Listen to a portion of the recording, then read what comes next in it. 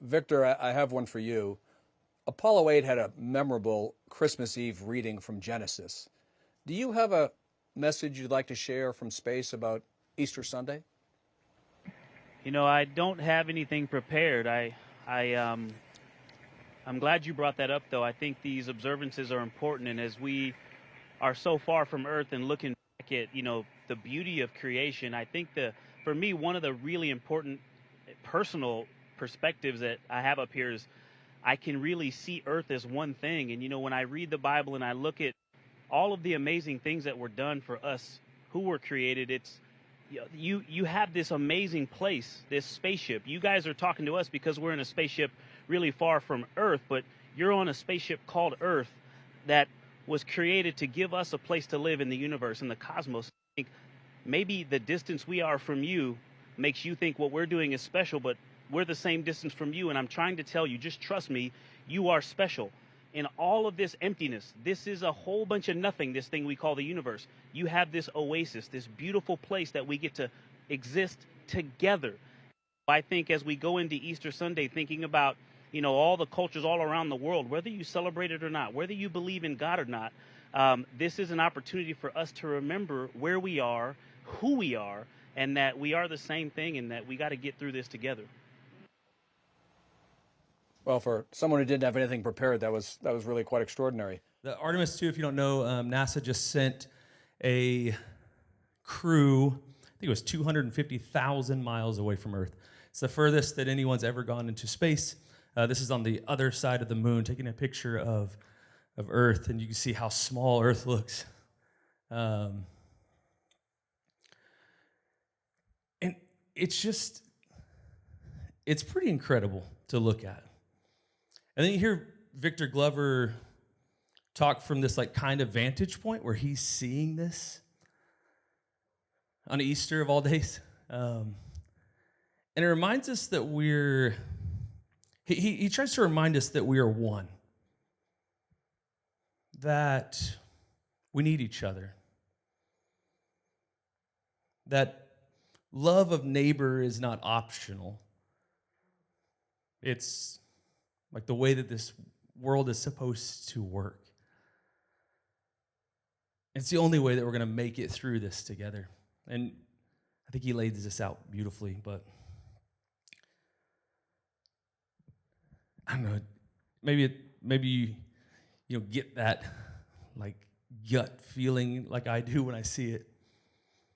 But it does something to me. Because when you zoom out, like our astronauts got the opportunity to do, a lot of things that feel huge down here start to look different. Borders start looking smaller. Categories start looking smaller. Arguments start looking smaller. Tribes start looking smaller. And what starts looking bigger is the fact that we're all here together. All of us. Not just us in this, all of humanity is here together, floating on this little blue ball in the sky. One human family, one fragile home, and one shared life. Over the last several years, psychologists and astronauts have got together and they've talked about this thing that Victor Glover experienced, what he was sharing with us from Artemis. They call it the overview effect. It's this shift that happens when astronauts see Earth from space and suddenly they experience this overwhelming sense of beauty and fragility and unity and connectedness. It's not just that the Earth looks beautiful, it's that from the vantage point that they are at, they realize how artificial so many of our divisions are. And they realize how connected we are. You realize how much of what we fight over depends on being too close to the ground to actually see clearly. And it's part of why I wanted to kind of begin there today Because last week at Easter, we started opening up some big things, and I know that some of the things I said landed differently for different people because I got your messages. For some of you, maybe it felt freeing. For some of you, maybe it felt new. And for some of you, maybe it stirred up some questions. And honestly, that's good because at the Arsenal, we believe that growth happens in the questions. And so we want to ask those questions. Bless you. You sneeze like me.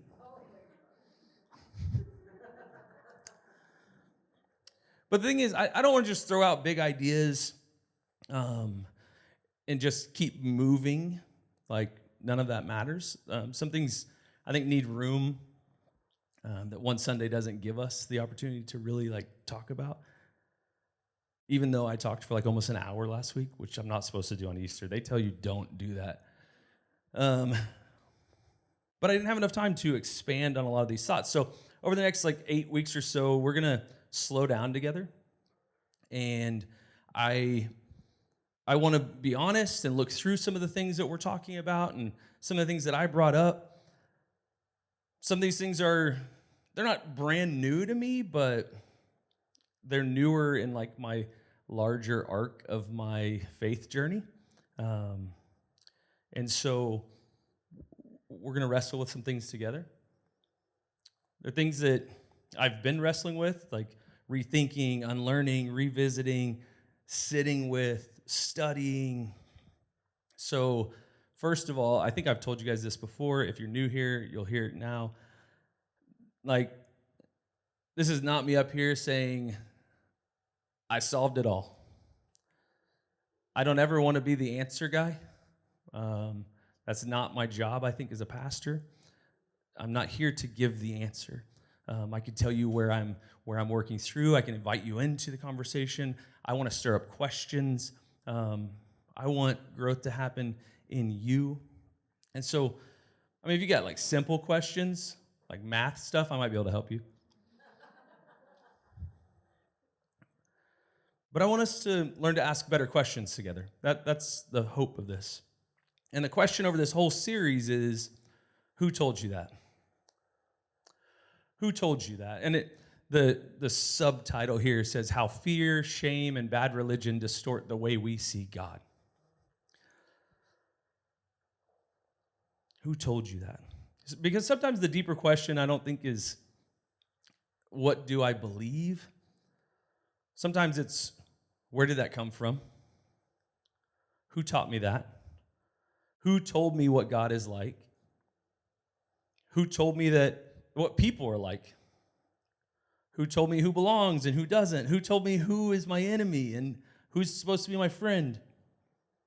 Because one of the things that we've talked about for a long time and what the overview effect is this experience of that emotion, awe. And awe, what it does, it helps us expose how many of the lines we live by were handed to us before we ever really examined them. Dr. Keltner, the guy that I talk about all the time, psychologist who studies awe, he talks about how awe changes our perspective.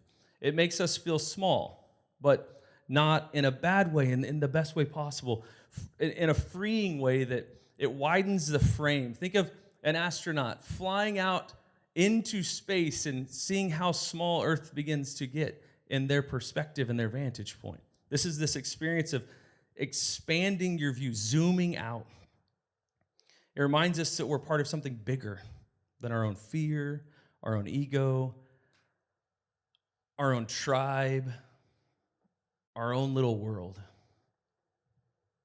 And I think this is why the overview effect is such a powerful image of this message, because what astronauts are describing is not just beauty.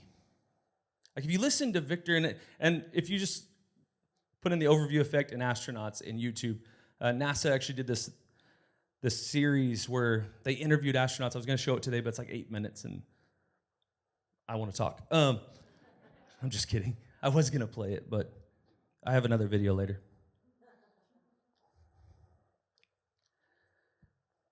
But they all say the same thing.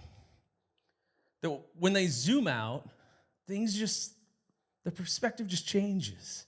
We can't see all the separation that we're so used to.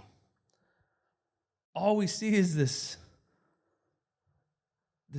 ball. And when they describe it, it's pretty cool. When they talk about, like, depending on where they're at, what side of the moon or where at in space, they can see the atmosphere, the ring around Earth. It's like green or blue. And I think in the video later, Christina will talk about it. But they say, like, we're all inside of this thing together, floating on this little ball through Earth together. And what happens on one side of the Earth that maybe we can't see on the ground, but from up there they can, affects what happens on the other side. Like, it all works together. And they're not just describing beauty when they talk about it, this beautiful earth. They're describing belonging. It's the shock of remembering that we are all connected. And this is what awe does. Awe teaches us what fear made us forget. And that's where I want to start this series and this conversation. Not with, like, the rupture of trust. Last week when we talked about about the garden, Genesis 3. We're gonna talk about that today. But the trust rupture in the relationship between humanity and God. We're not going to start this with the trust rupture or with guilt first, but with kind of the bigger picture. We're going to zoom out a little bit, because I think one of the tragedies of the human story is that we become so used to looking at life, like, from ground level. Most of us, that's the only level we can be at, unless you can fly. I haven't figured that out yet, but I tried to fly a helicopter a while back.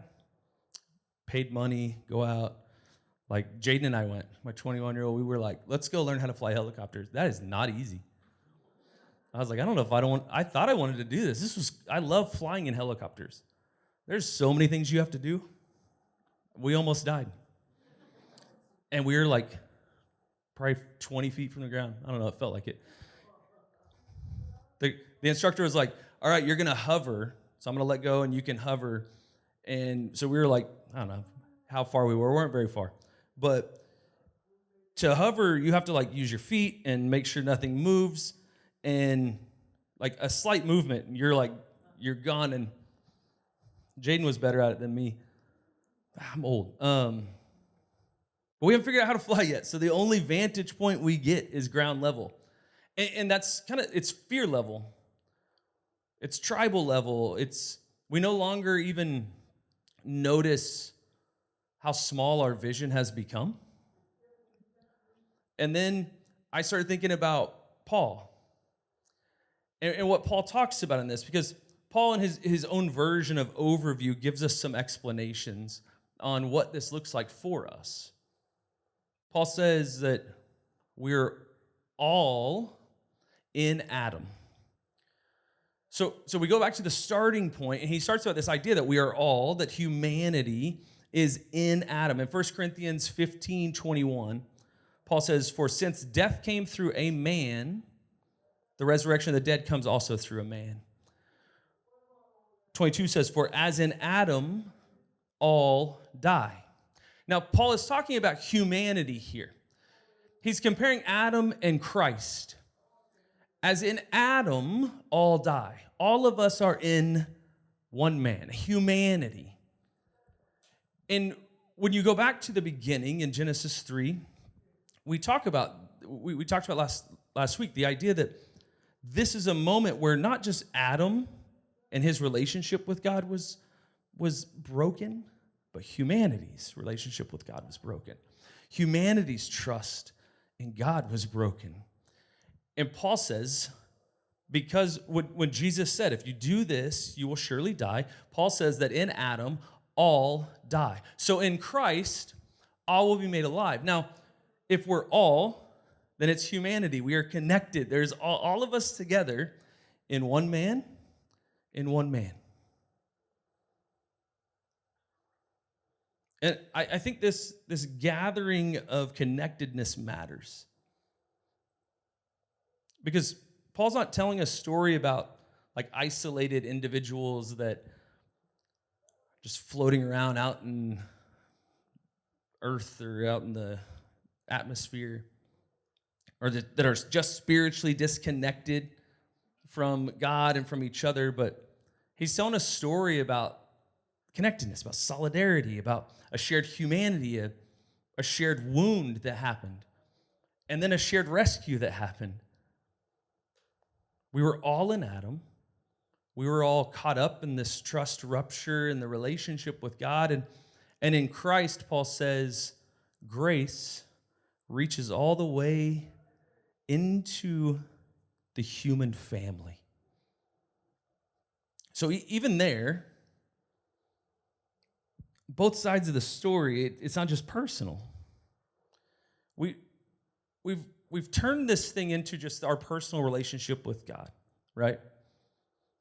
But if you zoom out, if you pull this perspective back, if you step back and you look at the story of all of this, it is not just this personal relationship. It's communal. It's shared. It's connected.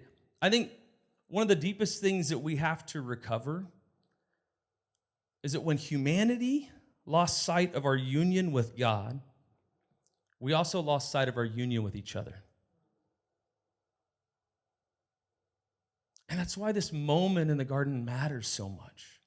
That's why this thing that we call the fall of man matters so much. Because the fall is not just a story about one bad act. It's a story about what happens when human vision narrows. It's what happened when fear replaces trust. It's what happens when shame replaces openness, when accusation replaces communion, when separation becomes the story that we live inside of. And when you go back to Genesis 3, it's exactly what begins to happen. This is the starting point for us.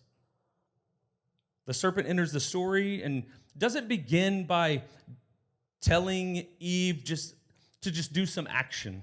Oh yeah, just disbehave. Just take the fruit. No, he begins with distorting God. The serpent says, Scripture says, now the serpent was more crafty than any of the wild animals the Lord God had made. I always cut there. I don't know why. Every time I read this, I put a comma. I'm like, there's no comma.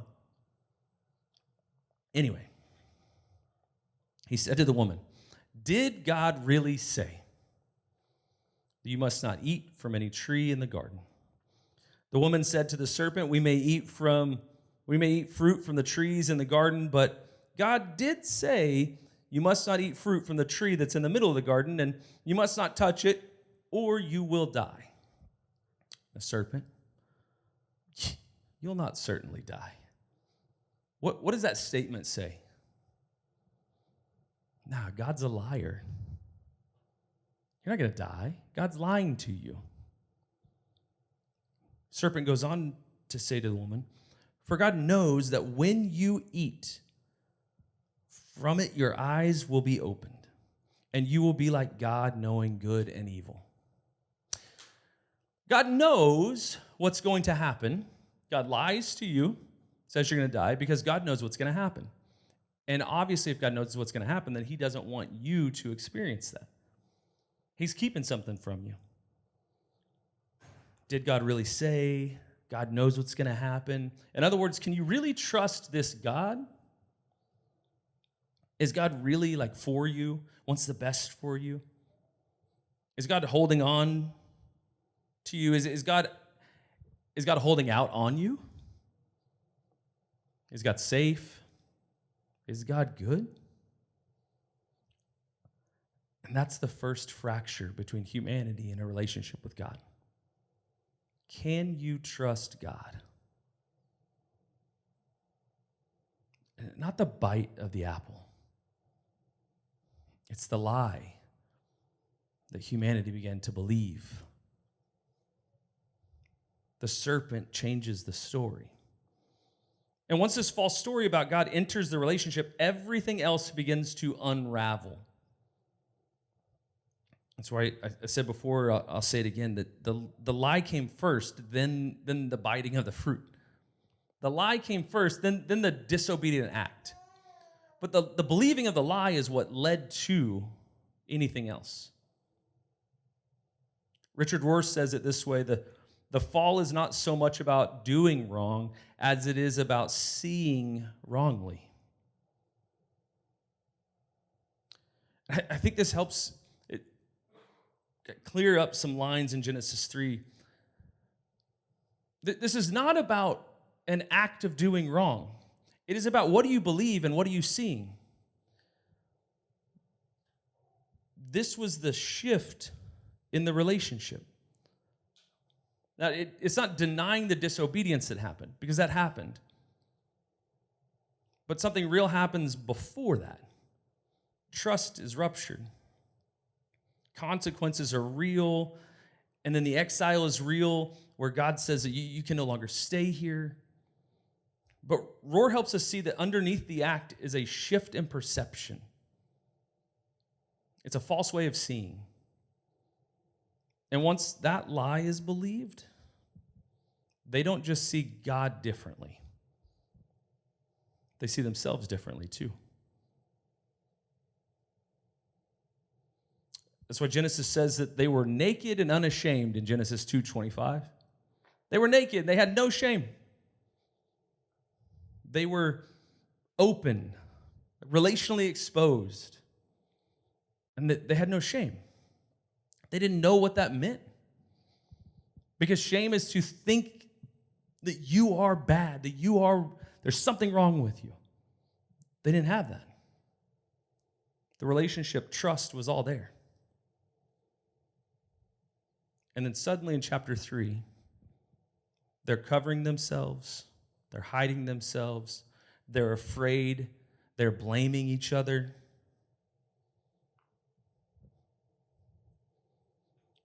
Daniel, go back to Genesis. Oh, you're already on it, my bad. They were both naked, and they felt no shame. Shame is a belief. It's an emotion, but it is driven by how you believe, what you believe about yourself. And then you go into Genesis 3, and the belief about themselves changes. And when it changes, another act happens. They have to cover themselves. They got to hide. Before any of that happened, openness was natural. Like the relationship was good, but now openness feels dangerous. Before that, presence was safe. Just to be in the presence of God was the safest thing for them. Now in Genesis 3, presence feels threatening. And that right there is the narrowing of the perspective of the trust of the relationship. It's the rupture point. It's human story in miniature. Like we can see us right there. This is us. Do we trust this?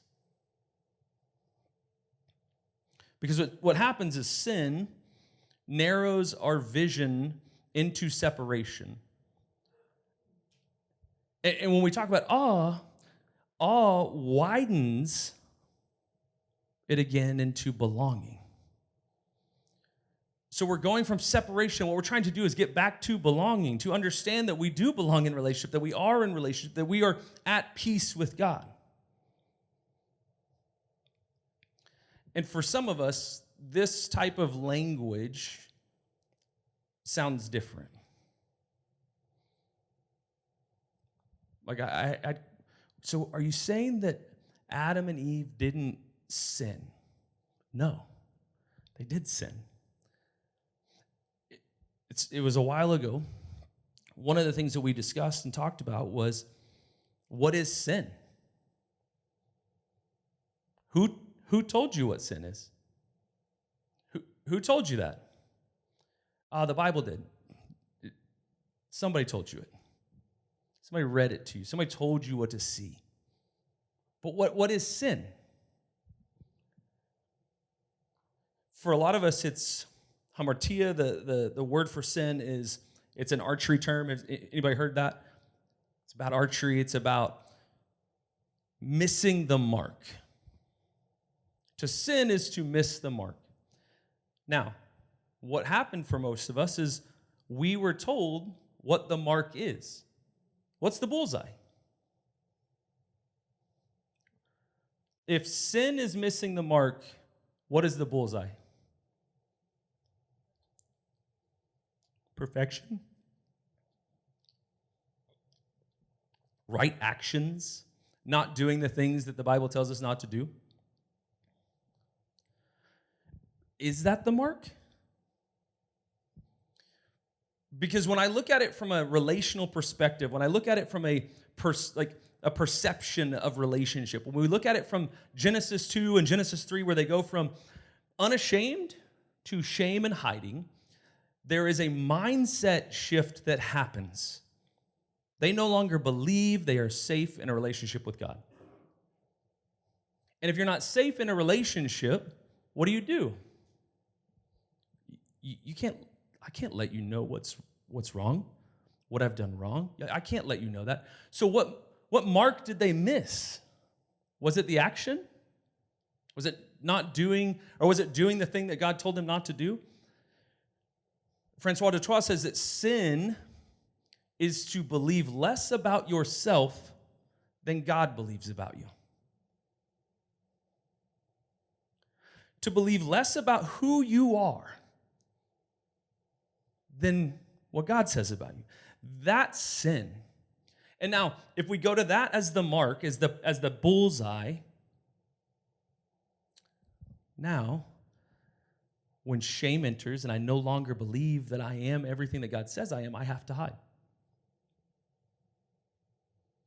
You guys have heard this in the difference between guilt and shame. Guilt is I did something wrong. Shame is I am wrong. There's something wrong with me. It is a belief about me. In this story in Genesis 3, both of those things happen. Guilt, Adam and Eve did something that they were told not to do. Guilty. But the bigger issue here is the shame that entered in. It's the disbelief and distrust of the relationship with God. Because in a healthy relationship, if you mess up, you can come to the person because you trust them and you say, I messed up. And that person can do a multitude of things, but in a healthy, trusting relationship, and depending on how much you hurt them, they could say, well, let's figure this out. Let's work through this. I still love you. You're not broken. We just got to fix it.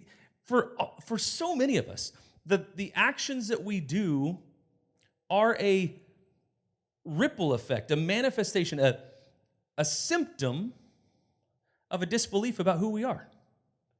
If I don't believe that I am everything that God says I am, then I have to prove that I am better than you. And to prove that I'm better than you, when performance becomes the thing, I can't tell you when I mess up. So then what do? We all take a bunch of fig leaves and we sew them together and we hide. We hide what we're struggling with. We hide the things that we are doing that are wrong. That's a symptom.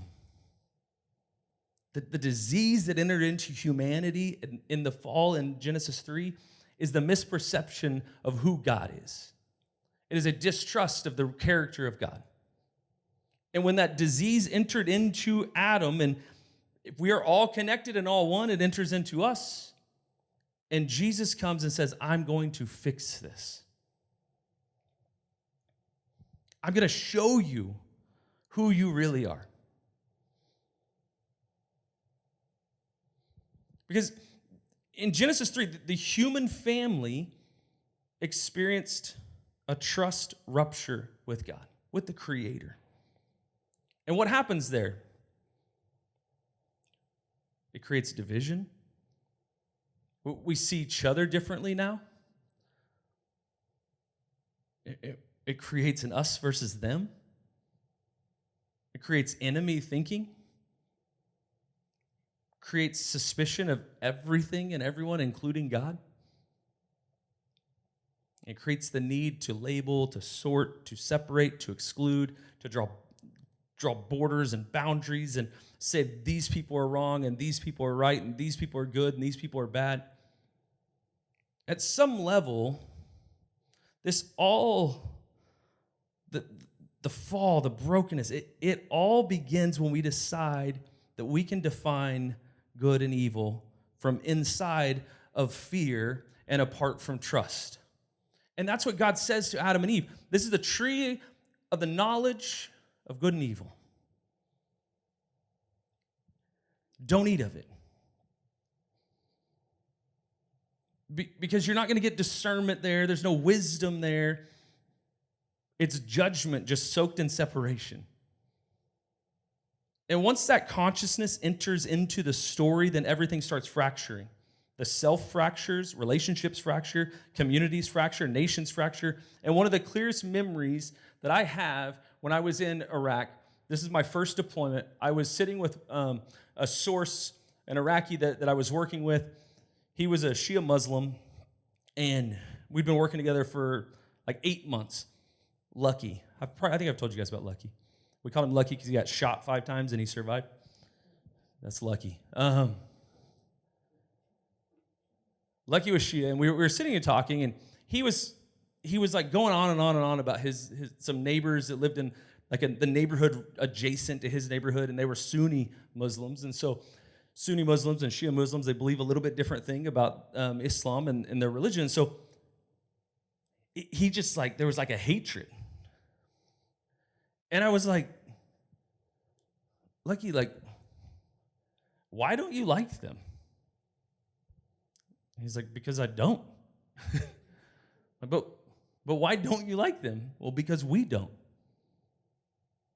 So I pushed a little bit, like, but why? And he looks at me and Buddy, who was like probably in his 50s, I think. I don't know. He lived a rough life. He could have been like 27. But he finally said, I really don't know. It's just what I've been told my whole life. And that sounds crazy, but we all have that. How many people have we been taught to distrust, to dismiss, to fear, to judge, to other? Who told us that? Who told us those people were the problem? Who told us those neighbors were the threat? Who told us that division was normal? Who told us that we were supposed to live this way? Because we do. We do it in religion, in politics, with race, with class, with nationality, sexuality, denominations, ideology. We do it with whole groups of people we don't even know, or that we barely know. A lot of the time, if we're really honest, the answer would be the same as Buddy's. I don't actually know why. That's just what I've been told. And this is why I think this emotion of awe matters so much, this idea that is zooming out. Because it makes us step back, it makes us widen the frame, it reminds you that reality is bigger than the categories that fear taught you to live inside of. And I think when I saw the video of Victor Glover, I think that is what he's trying to describe to us. These astronauts, they see Earth and the lines disappear. Not because pain isn't real, not because conflict isn't real, not because justice isn't or doesn't matter, but because from that vantage point, the deeper truth becomes harder to ignore, that we belong to each other. And when I hear them talk about it, I can't help but think about Jesus and the gospel. Because Jesus says things that only make sense if separation is not the deepest truth for us. Jesus tells us things in the gospel where he says to love your enemies. And we've talked about this before. It's one of the most impossible things Jesus ever says. if enemy is the deepest reality in our lives, then to love your enemy is crazy. But what if enemy thinking itself is part of the fallen imagination? Because if we are all connected and we are all one, then I can't be your enemy because we're one. To hate you is to hate me. And I think in that, we talked about this a while back, in that conversation where Jesus says to love your enemy, I think he is trying to explain to us that when you love someone who you think is your enemy, they won't be your enemy for very long. Because I don't think Jesus is saying fake it till you make it kind of thing. No, he's saying love them. Because when you do, you're going to realize that they are a human just like you. And they are struggling with their own identity just like you. And when you begin to remind each other of who you are and that you are loved, not because of what you've done or not done, but because of just being human, being created by the Creator that is love. When we begin to see each other as that way, then we can't have enemies. I think he's teaching us to return to the reality of the garden. Because in the garden, there were no enemies. There was communion, there was openness, there was union, there was shared life. And Jesus comes into the world built on an us and them mentality, and he says, no, love them, your enemies. Why? Because love is the refusal to let separation have the final word. Or you go to Jesus' words in John 17. Before he goes to the cross, he's praying that they may be one. I ask not only for these disciples, but also for all those who will one day believe in me through their message. I pray for them all to be joined together as one, even as you and I, Father, are joined together as one. I pray for them to become one with us so that the world will recognize that you sent me. I pray that they will know that they are one. He prays for oneness. Jesus doesn't pray for a tighter tribe. He doesn't pray for cleaner categories. He doesn't pray for people to get better at dividing the world. He prays for oneness. Not sameness, not control, not forced uniformity, oneness. Because that's the healing that the human story needed.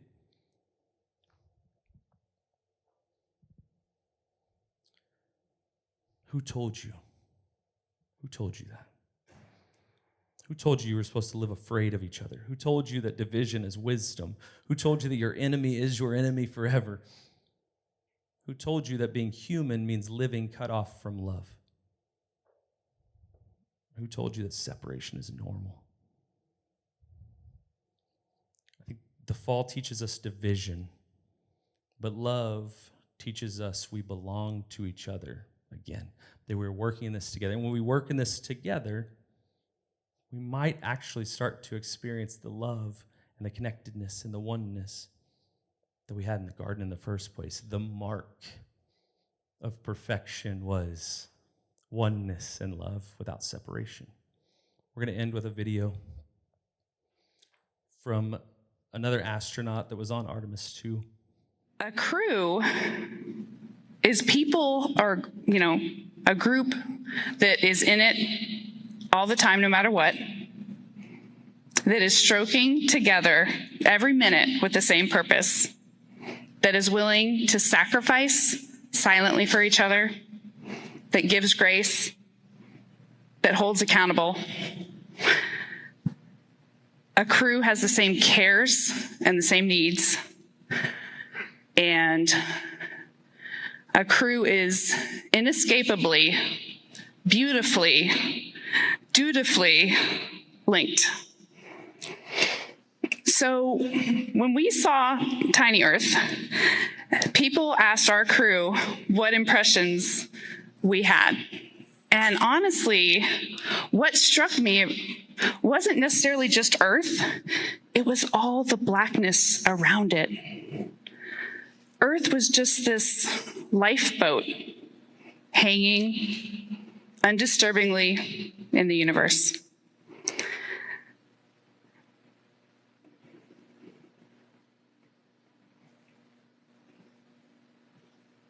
Uh-oh. So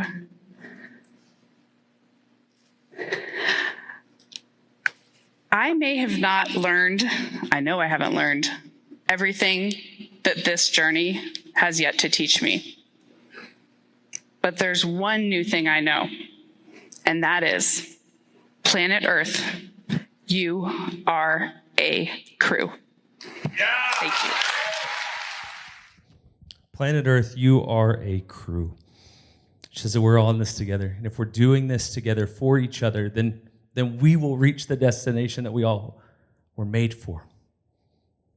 So if the lie of the garden of the fall is separation, then the truth of the gospel is that we belong. And we belong to each other. No more enemies, no separations, no us and them. This is what Jesus was teaching us over and over and over again. I love what awe does because it zooms out. It says all these divisions that you've created are just ground level things. Pull back a little bit and see that the human across from you, no matter what they believe, what they say, who they are, is part of you. And you're all in a crew together. And we got to learn how to love each other. But it takes a lot. Because this lie has been going on for a really, really, really long time. And the only way to change the lie is to do what we say every single week when we leave here. To love someone well. Especially someone who thinks that you're not going to love them. Because that's what Jesus did. He went to the ones that didn't believe they were lovable. They were told by society over and over and over again that they were not lovable, they didn't belong. And Jesus went to them and said, you do. And I love you, and I'm here to show you why you do belong. That is what removing ourselves from separation and stepping into trust with God and understanding that we belong, we are at peace with God, that we are loved by God. Now we get to go love people well. Because that's what we were made to do. So go do that. Bring the garden to earth and go love each other well. We'll see you next week.